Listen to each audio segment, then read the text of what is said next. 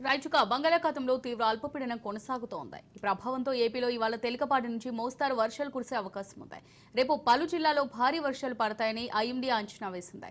తెలంగాణలో మాత్రం పొడి వాతావరణమే ఉండనుంది. ఆగ్నేయ బంగాళాఖాతంలోని అల్పపీడనం తీవ్ర అల్పపీడనంగా కేంద్రీకృతమైందని వాతావరణ శాఖ తెలిపింది. ఇది పశ్చిమ వాయువ్య దిశగా కదులుతూ శ్రీలంక, తమిళనాడు తీరాల వైపు కదులుతూ కొనసాగే అవకాశం ఉందని వివరించింది.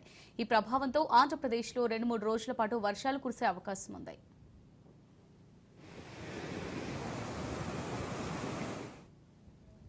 అల్పపీడనం ప్రభావంతో ఇవాళ నెల్లూరు, అనంతపురం, శ్రీ సత్యసాయి, వైఎస్సార్, అన్నమయ్య, చిత్తూరు, తిరుపతి జిల్లాలో కొన్ని చోట్ల మోస్తారు నుంచి భారీ వర్షాలు పడే అవకాశం ఉంది.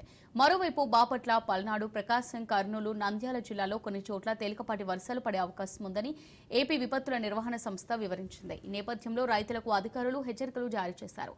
పంట విషయంలో తగిన జాగ్రత్తలు తీసుకోవాలని సూచించారు. తీవ్ర అల్పపీడన ప్రభావంతో కూడా పలు జిల్లాలో భారీ వర్షాలు కురిసే అవకాశం ఉందని, ఈ నేపథ్యంలో అన్నదాతలు జాగ్రత్తగా ఉండాలని అధికారులు సూచించారు. ఇక తెలంగాణలో ఎలాంటి వర్ష సూచన లేదని హైదరాబాద్ వాతావరణ కేంద్రం తెలిపింది.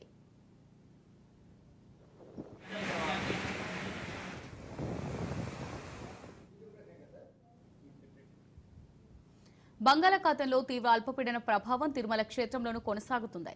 తెల్లవారుజాము నుంచి కురుస్తున్న వర్షం అంతకంతకు పెరుగుతుంది. వర్షానికి బలమైన ఈదురుగాలులకు తోడవడంతో కొండపైన భక్తులు నానా ఇబ్బందులు పడుతున్నారు. ఎడతెరిపి లేకుండా వర్షం కురుస్తుండటంతో శ్రీవారి ఆలయంలో వర్షపు నీరు చేరింది. సిబ్బంది నీటిని ఎప్పటికప్పుడు వెలుపలకు తరలిస్తున్నారు. భారీ వర్షం కారణంగా భక్తులు కాటేజీలు, గెస్ట్ హౌస్ల బయటకు రాలేకపోతున్నారు. అల్పపీడనం ప్రభావం మరో 48 గంటల పాటు ఉంటుందని వాతావరణ శాఖ స్పష్టమైన హెచ్చరికల నేపథ్యంలో తిరుమలలో సిబ్బంది అప్రమత్తంగా ఉండాలని ఈవో శ్యామలరావు ఆదేశించారు. తీర్థ ప్రాంతాలైన పాప వినాశనం, శ్రీవారి పాదాలకు వెళ్లే మార్గాలను తాత్కాలికంగా మూసివేశారు. గోగర్భం పాప వినాశనం పూర్తిగా నిండి నీరు అవుట్ఫ్లో అవుతుంది.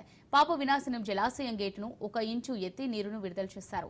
విడవకుండా కురుస్తున్న వర్షం వల్ల ఘాట్ రోడ్డులో కొండచెర్యలు విరిగిపడే ప్రమాదం ఉండడంతో భక్తులు జాగ్రత్తగా వాహనాలు నడపాలని టీటీడీ సూచిస్తోంది.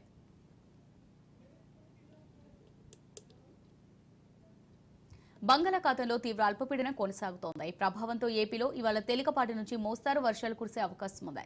రేపు పలు జిల్లాల్లో భారీ వర్షాలు పడతాయని ఐఎండీ అంచనా వేసింది. తెలంగాణలో మాత్రం పొడి వాతావరణమే ఉండనుంది. ఆగ్నేయ బంగాళాఖాతంలోని అల్పపీడనం తీవ్ర అల్పపీడనంగా కేంద్రీకృతమైందని వాతావరణ శాఖ తెలిపింది. ఇక దీనికి సంబంధించి మరిన్ని డీటెయిల్స్ మా ప్రతినిధి శ్రీరామ్ అందిస్తారు. శ్రీరామ్. అమూల్య, నైరుతి బంగాళాఖాతంలో ఏర్పడిన అల్పపీడనం ప్రస్తుతం తీవ్ర అల్పపీడనంగా మారి శ్రీలంక, తమిళనాడుల మధ్య కొనసాగుతోంది. ఇది ప్రస్తుతం స్థిరంగానే కొనసాగుతుందని వాతావరణ శాఖ అధికారులు చెప్తున్నారు. ఇది వాయుగుండంగా మారేది లేనిది ఈ సాయంత్రానికి ఒక క్లారిటీ వస్తుందని కూడా వాతావరణ శాఖ అధికారులు అంచనా వేస్తున్నారు. ప్రస్తుతానికైతే ఇది తీవ్ర అల్పపీడనంగానే కొనసాగుతుంది. దీని ప్రభావంతో వచ్చే 48 గంటల్లో దక్షిణ కోస్తా, రాయలసీమల్లో పలు చోట్ల ఒక మోస్తారు నుంచి భారీ వర్షాలు కురుస్తాయని, 1-2 చోట్ల అతి భారీ వర్షాలు కురిసే అవకాశం ఉందని చెప్తున్నారు.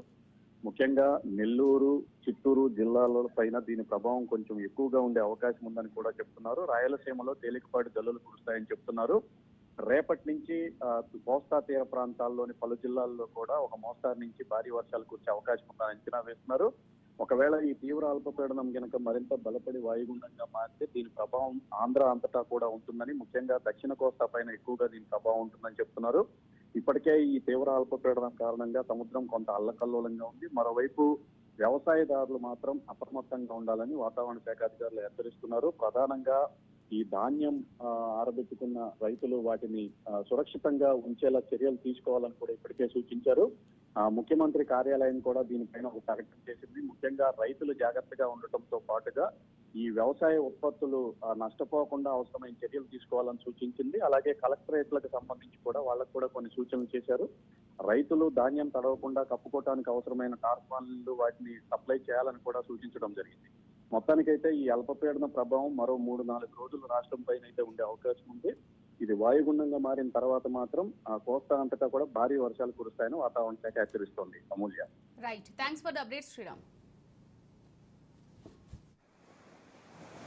షార్ట్స్